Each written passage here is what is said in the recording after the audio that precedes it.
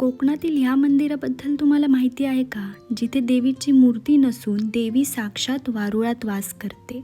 सिंधुदुर्ग जिल्ह्यातील बिळवस या गावात वसलेलं आहे श्रीदेवी सातेरी जलमंदिर. असं सांगितलं जातं की कधीकाळी इथे एक तलाव होतं आणि त्या तलावात गुरंढोरं पाणी पिण्यासाठी यायची. एके दिवशी 2 गुरांमध्ये झटापट झाली आणि त्या झटापटीत तलावात असलेल्या वारुळाला धक्का लागला. तेव्हा त्या वारुळातून रक्त वाहू लागलं. त्या रात्री गावातील एका भक्ताला देवी सातेरीचं स्वप्नात दर्शन झालं. देवी म्हणाली, मी जिथे प्रकट झाले तिथेच माझं वास्तव्य आहे आणि त्याच ठिकाणी मंदिर उभारलं गेलं. मंदिराच्या उजवीकडे एक कुंड आहे. त्या कुंडाच्या तळाशी महादेवाची पिंड आहे आणि ह्या कुंडात पवित्र तीर्थस्थानाचं पाणी आणून सोडलंय.